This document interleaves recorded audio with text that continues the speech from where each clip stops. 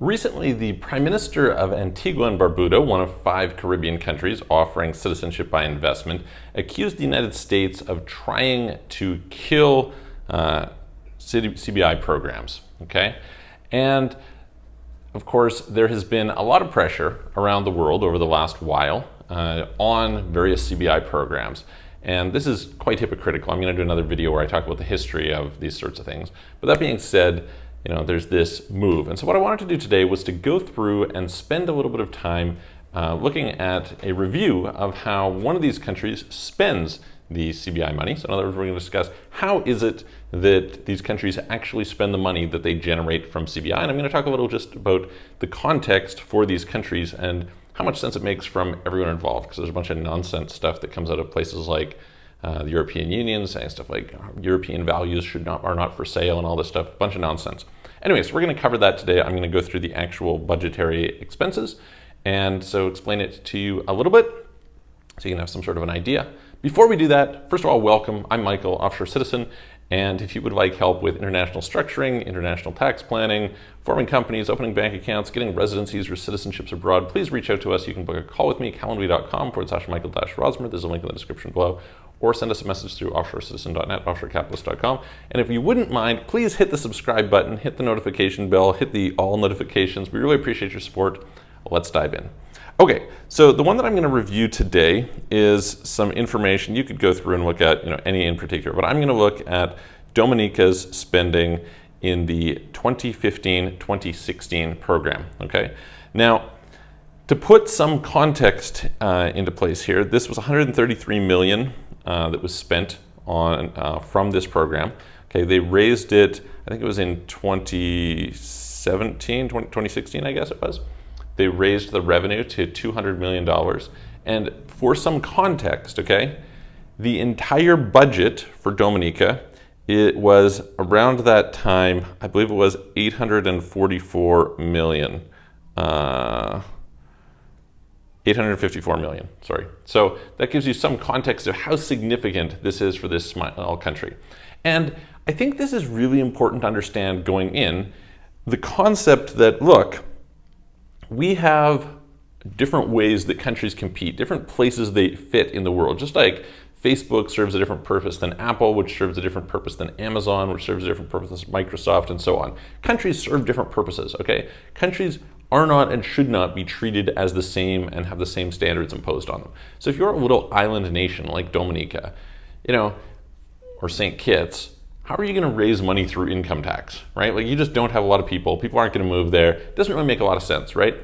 Most of your economy, or a large portion of it, is going to be driven by tourism. And so the question is, for you, if you want to improve the lives of your people, you want to improve your little island nation with 55,000 people on it or something, then you need to kind of think like, how do we generate revenue, right? So again, okay, you can attract some investment from something like tourism, right? You have some degree to which you can do that, but it's still a scarce resource and still pretty highly competitive, right?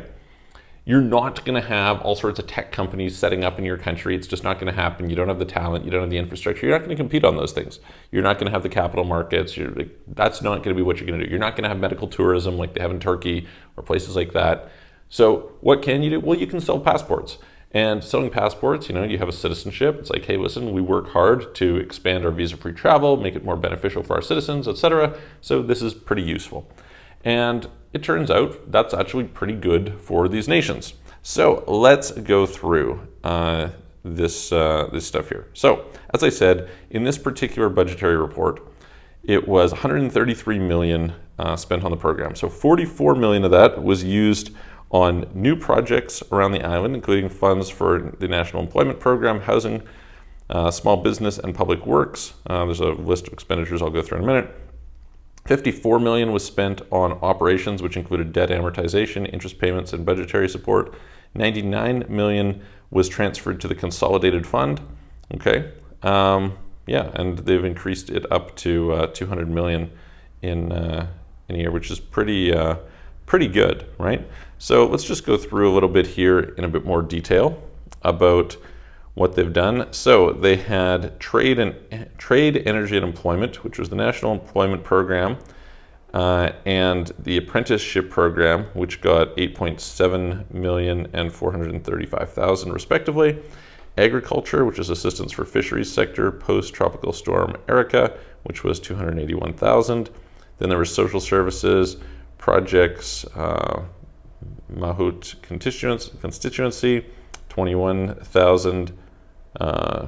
Then you had road rehabilitation in Cochrane, 300,000. Then you had assistance to farmers and small businesses in the La Plaine constituency, post-tropical storm Erica, 389,980. Tourism site enhancement was 139,772. Community tourism expansion, 285. The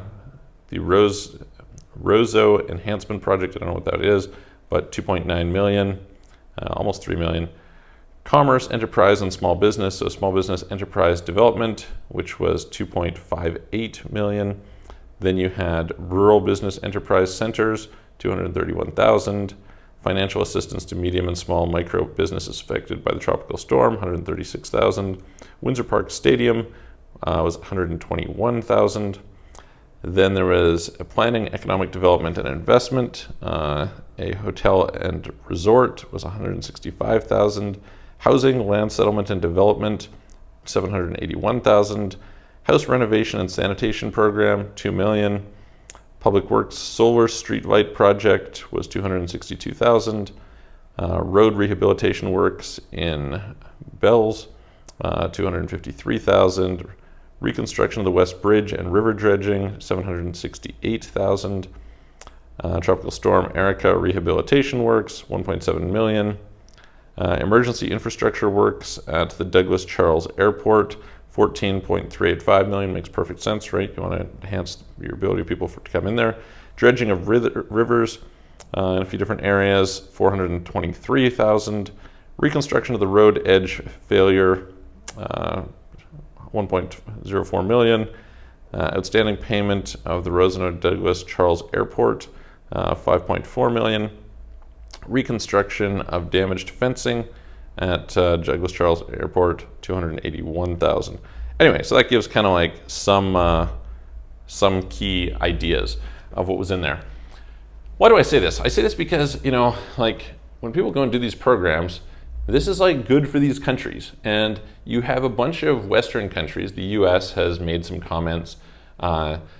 Canada took away visa-free access to Antigua and Barbuda, and I think it was 2017. Maybe it was earlier than that. Anyway, something like that.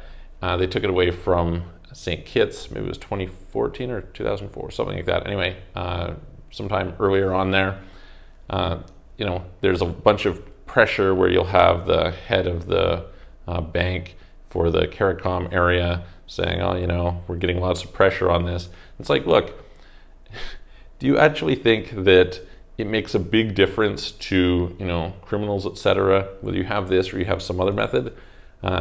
First of all, the standards are fairly high, actually, and probably in some respects higher than they should be in terms of due diligence. For example, if someone has had a criminal record pretty much at all, they're just disqualified.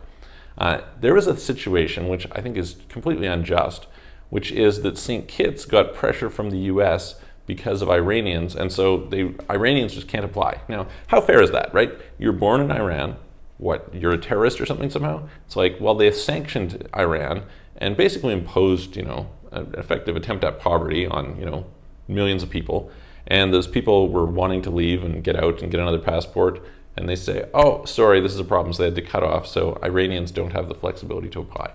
It's pretty unjust, if you ask me, pretty stupid. So anyway, I wanted to go through and give like some actual data for you on how some of these programs work. Of course, it varies country to country and it varies year by year what's going on. Sometimes they have like a special, you know, bond that's being issued for something in particular. There's specific projects, but yeah, it's pretty interesting. So we will leave it at that. If you have questions, you can put them in the comments below. I would love to hear your thoughts. Give it a thumbs up if you like it, and I'm going to see you guys on the next video.